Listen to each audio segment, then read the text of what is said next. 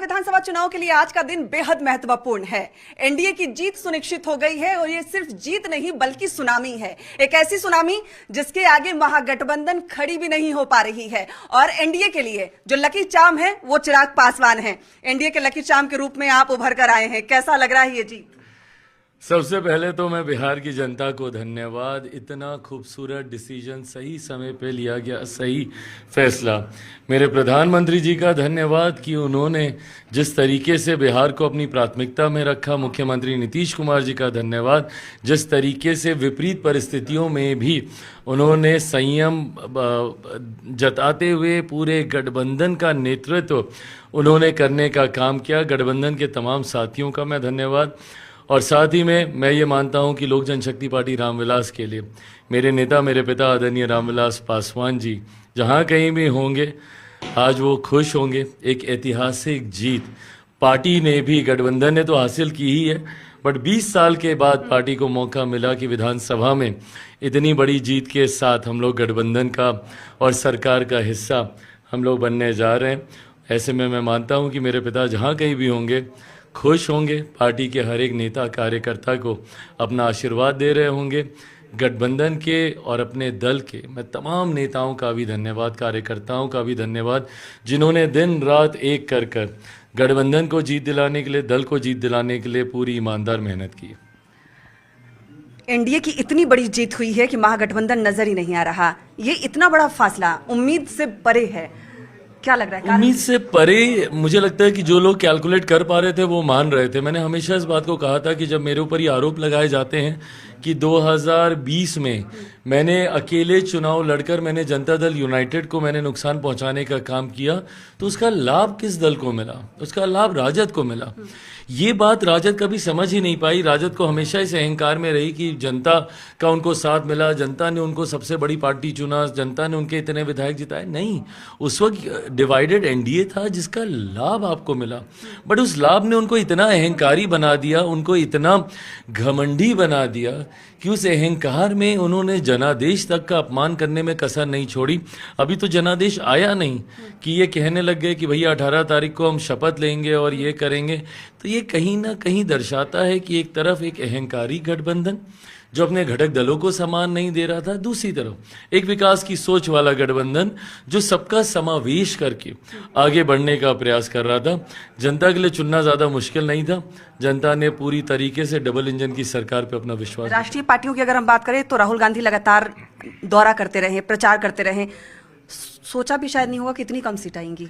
राहुल जी का आना भी बहुत बड़ा नुकसान कर गया। जिस तरीके से उन्होंने शब्दों की मर्यादा को गिराने का काम किया। पहले चौकीदार चोर है, अब ये नैरेटिव गढ़ना कि वोट चोरी हो रही है। संस्कारी लोग हैं बिहारी, नहीं इन सब बातों को पसंद करते हैं।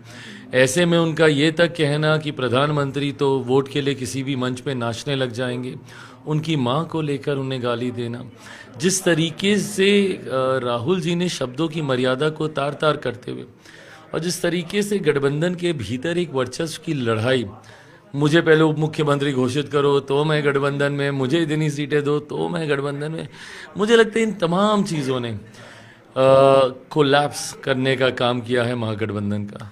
आप पे एक हमेशा लगते थे कि 100% स्ट्राइक रेट चिराग पासवान का रहा है। विधानसभा में चिराग जादू नहीं चलेगा, चल गया जादू।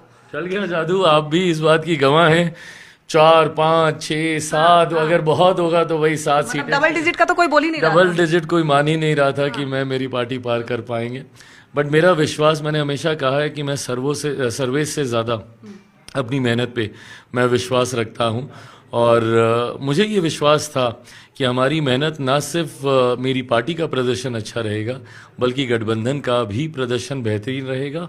और अब इससे खूबसूरत क्या, जिस मेहनत, जिस मजबूती के साथ हम लोग सरकार बनाने जा रहे हैं, but this comes with a lot of responsibility also.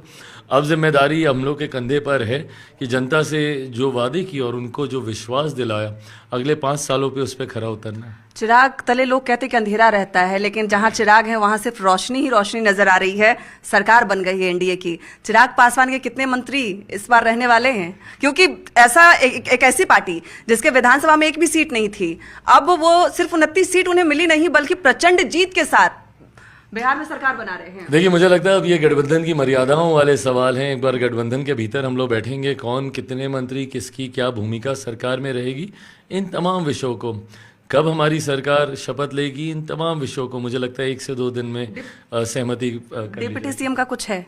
जैसा मैंने कहा कि सारी बातें अब गठबंधन के भीतर, मैंने कभी भी गठबंधन की मर्यादाओं को तोड़ा नहीं। सीटों की संख्या की बात हो, उनके चयन की बात हो, प्रत्याशी की बात हो, जब तक गठबंधन के भीतर तय नहीं होती, मैंने कभी सार्वजनिक मंचों पे बोला नहीं।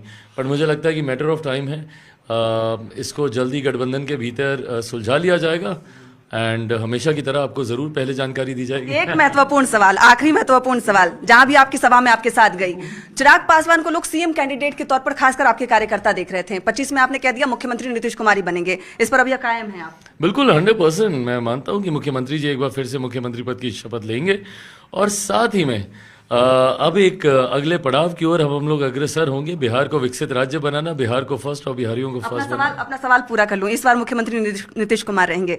2030, 2035, 30 से चिराग पासवान आ रहे हैं फुल फ्लेज में, क्योंकि जिस तरीके से परफॉर्मेंस रहा है अब संभावना और ज्यादा हो गई है। बिल्कुल 30 से पूरी फुल फ्लेज भूमिका में आप मुझे देखेंगे। 25 का चुनाव में नहीं लड़ पाया बिहार विधानसभा का, इस बात की थोड़ी सी मलाल है मुझे, बट मैं मानता हूं कि 2030 में मैं ज़रूर लड़ूंगा। हैविंग सेड दैट, उससे पहले एक और बड़ा पड़ाव है 2029, मेरे प्रधानमंत्री को चौथी बार देश का प्रधानमंत्री बनाना। अपनी माँ को सब कुछ लौटा दिया, आज एक बड़ी खुशी दी है आपने। बिल्कुल जिस तरीके से आपके पापा लड़कर आए थे, चुनाव जीत कर आए थे, आज आपने वो भी खुशी लौटा दी। बिल्कुल, मैं मानता हूं कि पापा जहां कहीं होंगे वो बहुत खुश होंगे, माँ ज़रूर बहुत खुश हैं। माँ ने भी उतना ही संघर्ष देखा मेरे साथ जितना संघर्ष मैंने किया, तो मैं मानता हूँ कि उनके चेहरे पे ये मुस्कुराहट देखकर जितना मैं खुश हूँ उतने पापा भी खुश होंगे। बहुत बहुत धन्यवाद और बहुत बहुत बधाई आपको। Thank you, thank you, thank you. केंद्रीय मंत्री चिराग पासवान थे हमारे साथ, राष्ट्रीय लोक जनशक्ति पार्टी रामविलास के राष्ट्रीय अध्यक्ष हैं। साफ तौर पे कह रहे हैं ये जीत प्रचंड है और पीएम नरेंद्र मोदी जिस तरीके से वो देश को आगे ले जा रहे हैं, यही वजह है कि इतनी बड़ी जीत हुई है। और ये सिर्फ एनडीए की जीत नहीं, ये बिहार की जीत है। कैमरामैन राहुल के साथ विनीता मिश्रा, न्यूज़ 18 पटना।